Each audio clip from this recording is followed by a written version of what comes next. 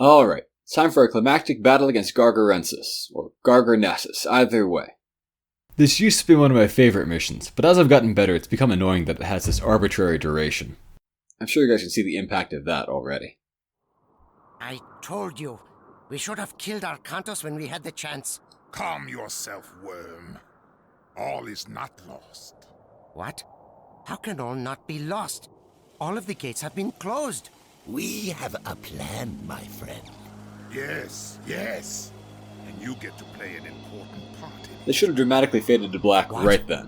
What plan? Minor nitpick, why can't we hear that waterfall unless we're looking at it? They put some work into the animations in this next scene, although having Arcantos be face first in the ground kind of detracts from that. Arcantos! Where are we? Midgard. Our battles are not yet over. What of the gate? The gate is closed, but we have not stopped Gargarensis. His army is heading this way.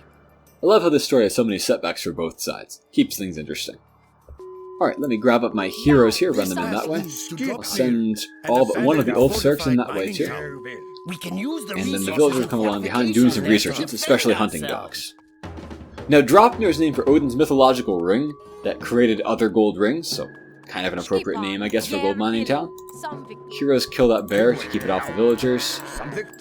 Ulfsarks get to work in the town center, except I'll actually have two of you build me some houses and an armory. Retarget gatherers, get efficient distribution. There's another bear to take out, so I'll go deal with that. And I'll build a dock in the meantime, with a little pond here. Kill that bear. Monitor scout to the south. So far, so good. The enemy scouts with free Odin ravens. One of their bases is playing as Odin. There are several bases, I'll talk about that in a little bit. So far, so good. I want to get the pig sticker upgrade, now I can. Great. So there's three objectives to this mission. Number one, finish a town center. Until you do that, Gargarensis won't actually attack you ever. So if you want to be cheating this mission, just don't ever build your town center. Number two, you need to then get 10 minutes of grace time to build up. And then number three, you have to survive his attacks for 20 minutes. Underway. Finish that bear. Oh, this Oxford's being foolish. Come on, to enter the intelligent location, please. I'm just going to build another dwarf early. Just to get that gold investment coming in. There's some more throwing action over here. I'll take them out. Without the Ulfsarks. Spoken like a total wuss, Regenleaf. I never just sit back and survive on survival chapters. I will instead be finding ways to destroy Gargarensis' bases entirely if I can. And he has two. He's got one up there, smallish, I can deal with that one easily enough. And then, more problematically, he has an enormous one over here in the east. Maybe too big to ever destroy all of it before the time limit ends. Huge numbers of troops in there, huge numbers of buildings. But certainly I will wreck this one completely before the 10-minute mark is even up. Let's see, people redistributed. Let's hunt those wolves so I don't have to click them all individually later on. Great. Some more giants to fight over here. Ulfsarks stand by, don't want them getting hurt by giants or other troops that they're not good at fighting. Keep training, keep training.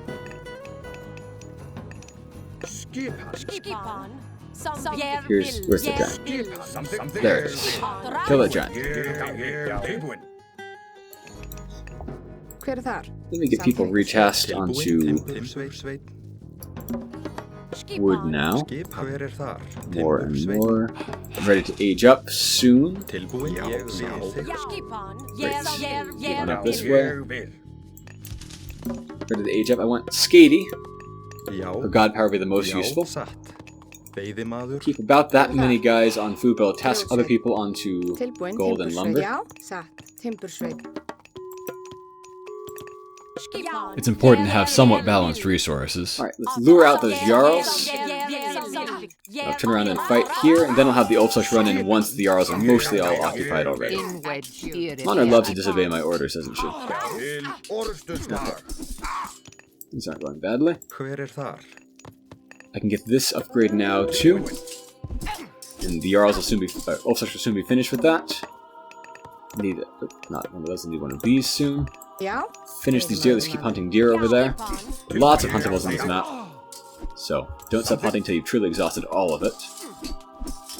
Don't want to lose any Ulfsarks. I don't mind terribly if I do, but I'd rather not. So. Great. Let's run back and not aggro anything further. And then I can build myself a temple, first of all. And then shortly after that, a hill fort. Right, you guys get down there where I'm going to send this ox cart, and then a bunch more villagers. Great. Meanwhile, I'm healing up, so I can fight the next big army when it comes. Start training frost giants. Very good myth units, all in all. No real weaknesses, and they're great assassins for other myth units. So good there. Okay, let's build a hill fort up here. They're an important help against the enemy army, which I'll need to be ready to deal with soon. The frost giants will be very helpful too, since all the Jarls are dead. Good. So far so good. Did we get any more researches? Tempting, but no, I better save my money for now. You guys, there's always more. Oh, a wolf actually, and then harvest that. One more wolf. Almost done here. So now I'll lure out the enemy. Start training battering rams.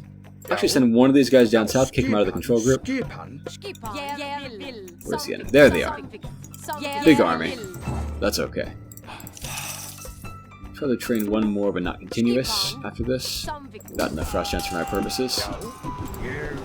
That hill fort will be a pretty hefty help here. Decently well distributed at this point. Maybe I'll task that guy into gold. Then task these next guys onto lumber again.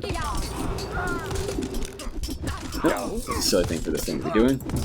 You guys get up there and destroy that temple. I need to take down his troop-producing structures before this base wakes up. That's the most efficient way to go about this. There goes their army. Lost a couple of Ulfsarks, but it's not bad. You guys, portable rounds, get in there, work on that. I'll have the Ulfsarks now. Oh, I'm over my population cap. Have them build me some houses so I can keep doing that. I was able to go over the cap because I lost a hero who then revived after I had trained one more unit. So not really something that you can use much to your advantage. I'm going to have these frost giants come up here because there's going to be a mountain giant up there and I need them to take it out. Oop. Let's get these guys down there to this bigger forest.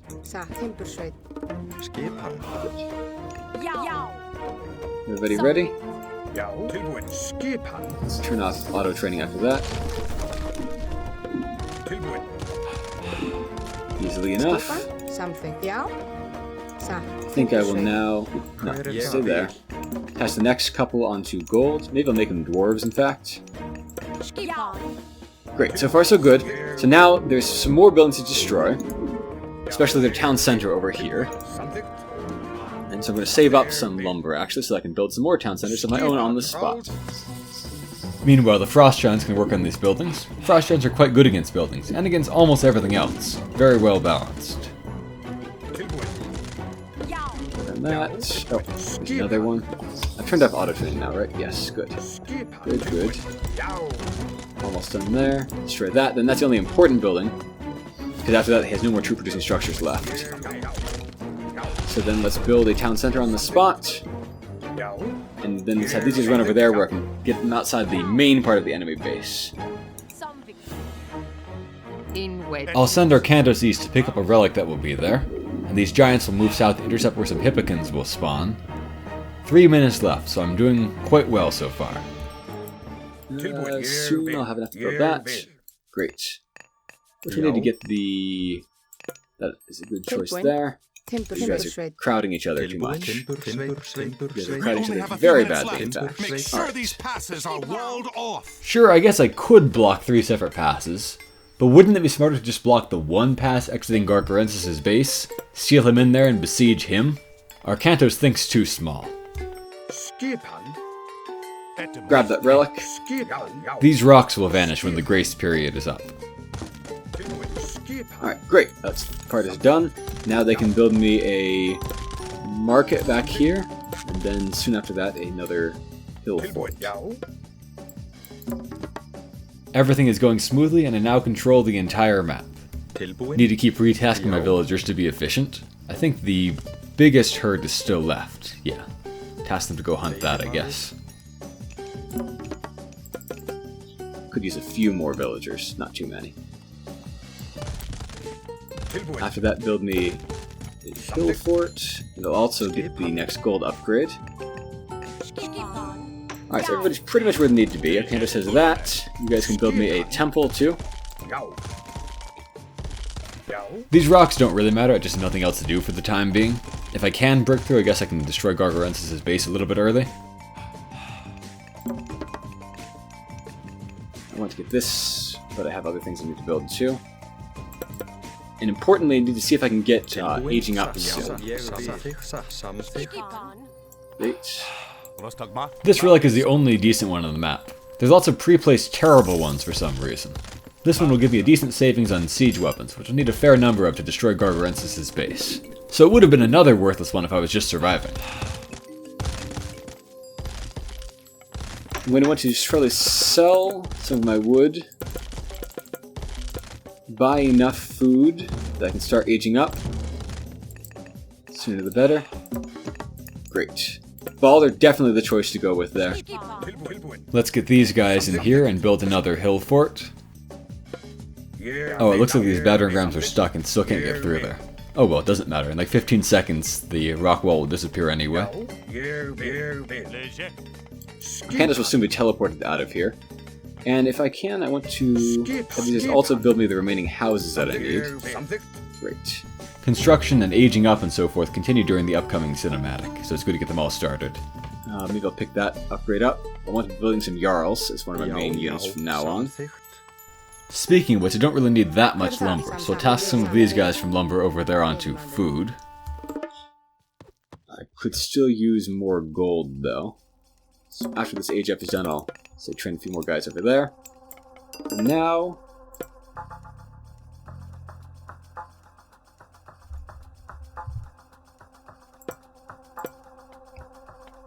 Here comes one of my favorite cinematics. Look! To the east! Very memorable. Well, here's a huge army, but where's Kemsit? We will offer you a chance to surrender. If you give up now, we'll grant you a quick death.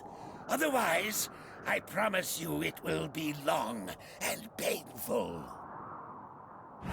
One of my favorite moments. We surrender. Move a little closer. So be it. Oh, Skold is actually walking away this time. That's great. A lot of the time he bugs and kind of stands there while everybody else walks away. Looks very silly. Alright, so things are going pretty well. But now I can be attacked all out from multiple directions, so I better be ready for that. I'll charge these guys in here. While there's kind of like a grace period, I'll start training fire giants and whatnot. My heroes have been taken out of their useful group and put into stupid locations, so I'll get them straightened back up. Get this ballista up there. Maybe build some more ballista. Take out these gates while the getting is good, basically. Build that. You guys, why don't you build me some towers, too? Who is idle? I don't want any idle villagers right now. Okay, well, why don't you guys... I think I truly have exhausted most of the food. Harvest that next. Work on these. Tear down the gate and the towers. The enemy will send a wave soon. I'm just kind of holding the line for a little bit. The Frosters have done their job very well. You've also done your work. Here comes the enemy soon. But I'm just breaking down the towers while the getting is good. And let me start training some Jarls out of here. I need lots and lots of those. Great. Don't waste your time fighting anything other than towers, guys. Try to just take those down while I can. Alright, heroes have cleared that out. Ulfsarks have gotten me enough towers to hold the line for the time being. Over here I can get some upgrades like engineers I want to boost up my ballistae. And maybe pick up this too. As soon as I have a bit more favor, which will momentarily. Nope. Trained a fire giant. I really do want fire giants, but I think On second thought, I'll just keep training fire giants for now. Fire giants are one of the most useful myth units in the entire game. They're extremely versatile. And from my armory, I can start picking up some researches that I'll be wanting. Kira's still not there, that's a downside, but they'll be there soon enough. I'll have my frost giants freeze that thing up. I'm going to need to eventually get the farm upgrade, so start working on that now. Just because I wanted to have them in place before I'm really doing a lot of farming. As pleasant though the thought of farming is. It makes me shudder. So inefficient. Maybe cancel these for the time being. Great. These are looking good. So I'll hold the line here for a bit. Now I need to build a truckload of farms around here. I'm gonna build that one like that, but whatever. Get the farm upgrades, and even winter harvest, I guess, once I have the resources for that. Oh, it's like one stray dude over there. And soon I'll have the resources. I guess I could hunt this. Just miss a stationary target? You shame us, Norse, here. Alright. Draft horses, I'll definitely need to have that. And some additional researches. I want to pick those up so my troops get more and more efficient. I want everybody fighting at the same time, so no idlers standing back here. Fight near my forts as much as I can to get free support from those. And now I might as well actually pick up also this upgrade there. You know what, I'll build that from another place. I will train a few more villagers over there. I'll decide what to do with them later. Get this upgrade there. Great. As you can see, the enemy attacks with large waves of both Norse and Greek units, which is hard for the Norse to counter because they have so few unit types available to them that are any good. Luckily, although the enemy uses strong unit types, they don't have too many upgrades, so my units will be of much higher overall quality. That'll save me a lot of casualties. So will tactics, of course. Going to need a lot of farms because each farm is so slow and unproductive, but I've used basically all the other food. The enemy attacks with many Jarls, which are super effective against Myth units, as you know. So that's one thing that'll kill off a lot of your giants if you're not being cautious.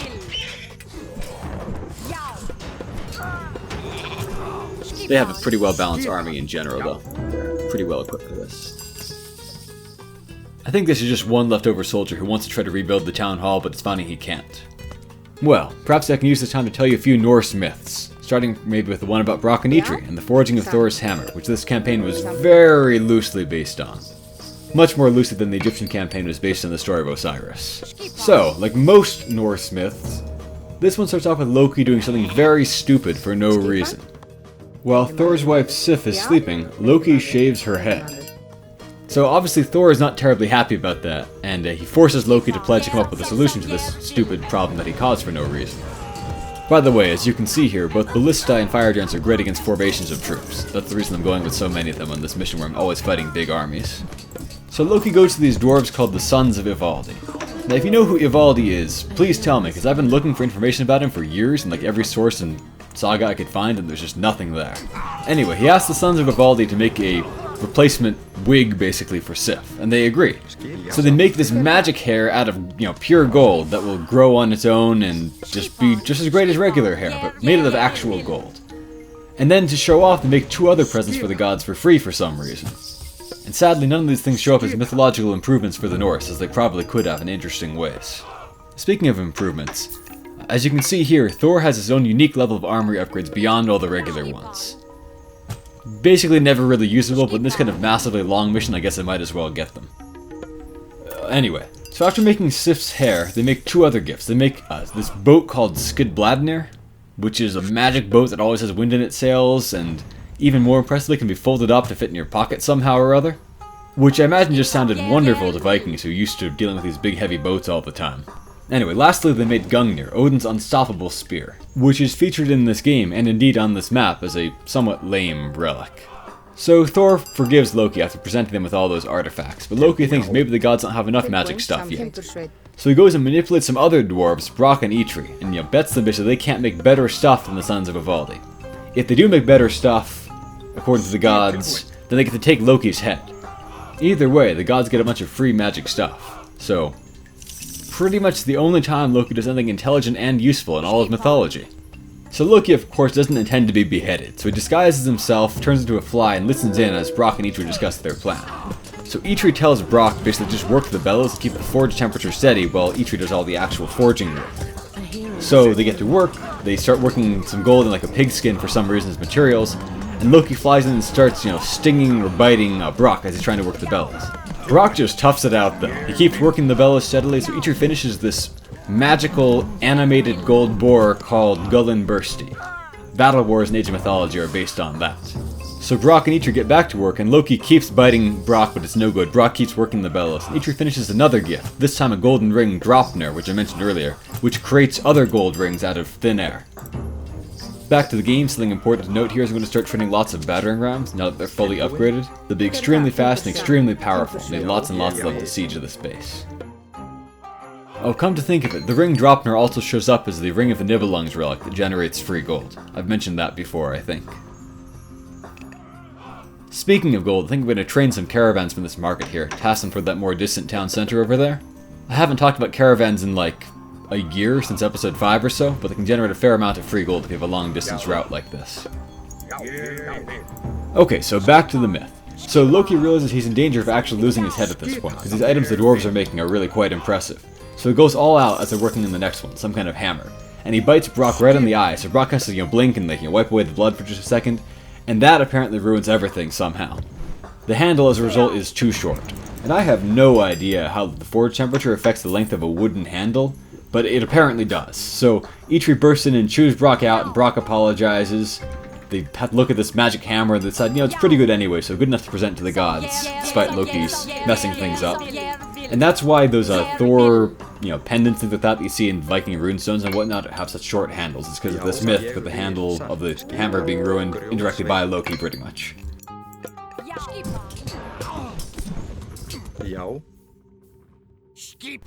Well, a couple of mines have been consumed, but there's still plenty of gold on the map. They were very generous with resources this time. Alright, let's have these guys sneak on by there and tear down these towers while everybody else is busy. And now I can start training fire giants again. In my temple. From my temple. Resources. A hero has fallen. Mondra's so good at dying. And not much else. Things are looking good, so maybe I have time to finish that myth. So the dwarves go to present their gifts to the gods, and the gods agree that these gifts are actually even more amazing than those of the sons of Ivaldi. So Loki loses his bet and thus his head. But he makes kind of like a Merchant of Venice defense at this point, that they can take his head, but they can't take any of his neck. And the other gods back him up on this, probably because they got him such great stuff for free. But the dwarves are like, well, we still own your head, so we can do what we like with it. So they sew his lip shut, to teach him a lesson, I guess. Ooh, better be ready to run those battering rams back out of there pronto, in case anything bad happens. I'll make a dent in their base defenses while I can. They'll rebuild some, but not all of this stuff. They use those Pegasi to scout, by the way, and if you let them, they'll use them to summon an underworld passage deep inside your base, which is really exasperating. But if you lock them in like this, there's not really much they can do. Let's see. People had asked for some of the myths behind some of the minor gods. I almost always pick Skadi because of her useful god power. Let me talk about her. She's pretty minor.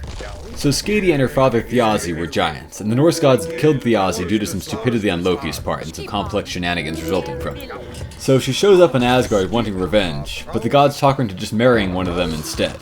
She wants to marry Balder because he's the handsomest guy in the universe. Oh wow, I made a mistake with those caravans. I forgot about the extra group of enemy troops there. That'll kind of destroy their trade route, and probably they'll lure some of them back to my base we'll have to deal with. Anyway, the gods make a weird game show out of this, where she's to pick her husband based only on his feet as seen in the cloudy, foggy room and just hope she picks the best one. But it turns out the guy with the handsomest feet is actually the god Njord, who's another heroic age god. And he's actually a kind, reasonable guy who'll even survive Ragnarok. So things worked out pretty well for Skadi.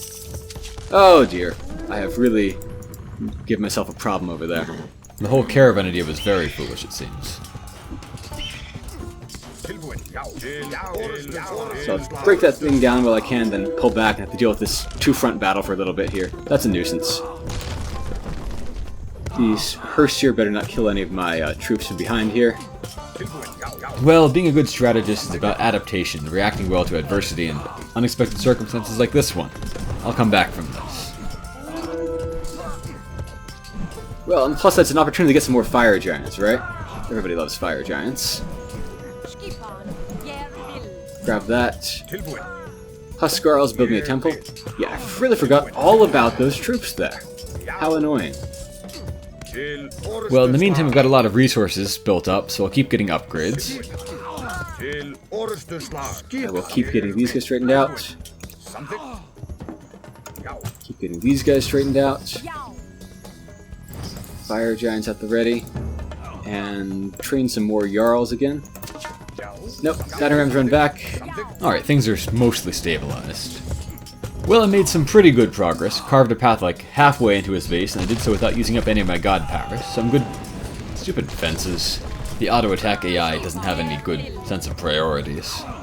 Okay, so the other heroic age god, Bragite, also a very minor figure. He's the god of long beards and poetry, and that's basically all there is about him. He does show up as a minor character with a few lines in this myth called Lakasena. Loki, 1 second, gonna fireball this whole formation of archers all at once. Nice. Rare to get an opportunity that sweet. His bouncing Mario fireballs to do as their special attack are not that great, but they do serve that kind of purpose quite well. That is enough of these guys. Alright, let's go in. Got one opportunity to do some serious damage to his base.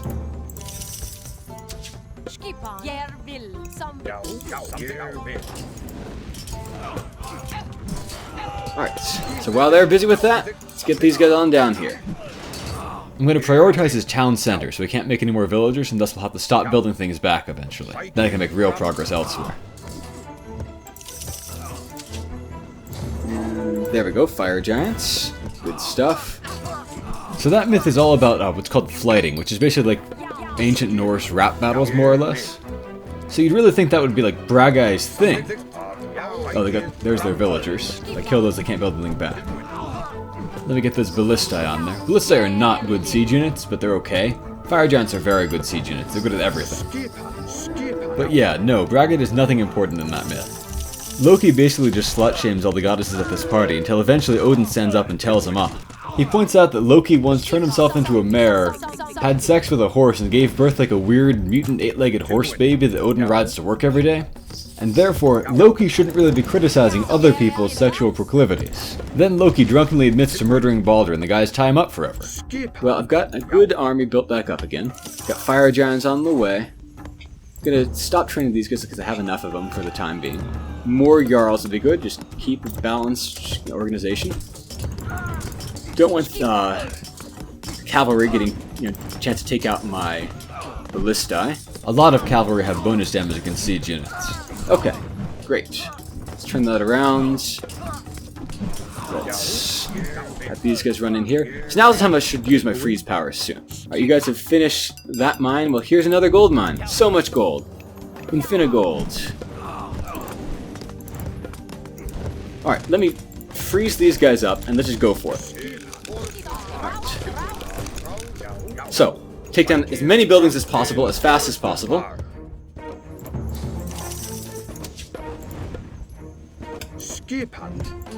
All of you guys charge in there. Kind of a general motion.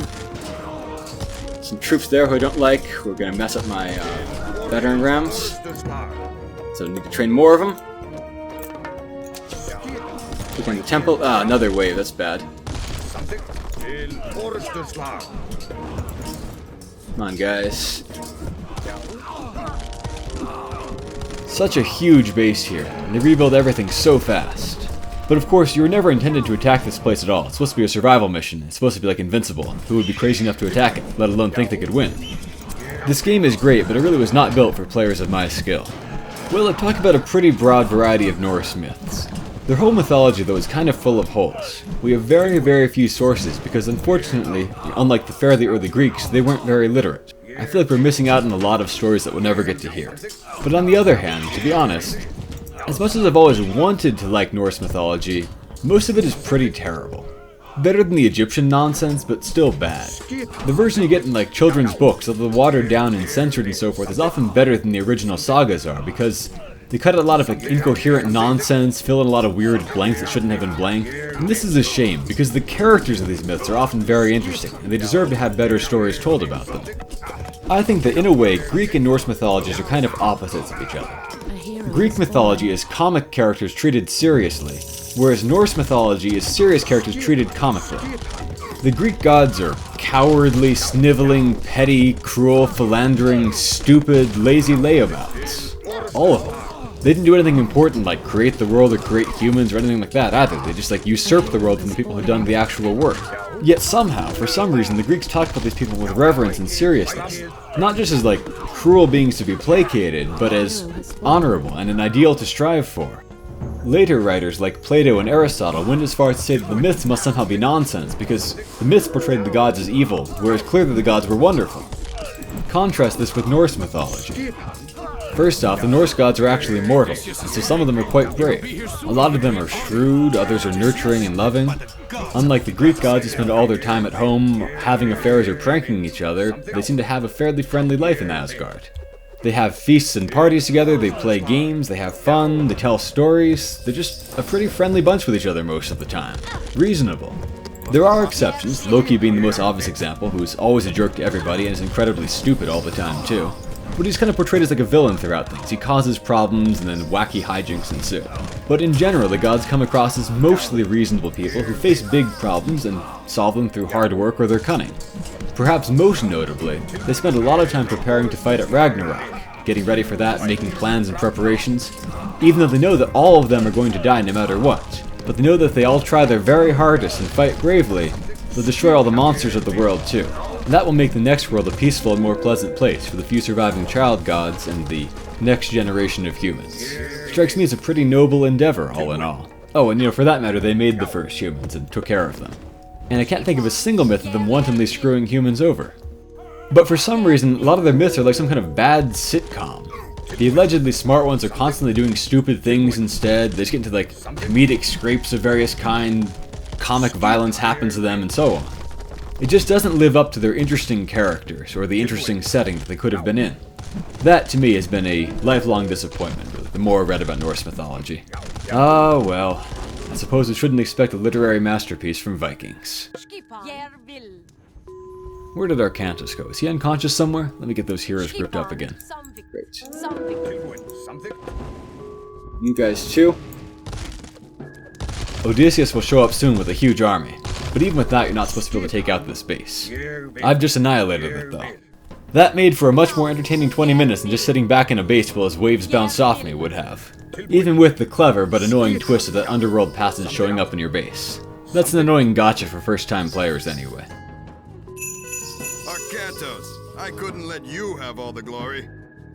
Odysseus! Now we'll take this battle to the Cyclops for the final time! Wonderful moment. This is one of the best story parts of the campaign. Now we can fight Gargarensis up here. Heh, I think I'll use Ragnarok on a peasant just to see how big my population can go. Great. Just for fun. So, truly enormous army at this point. We just need to attack him to win.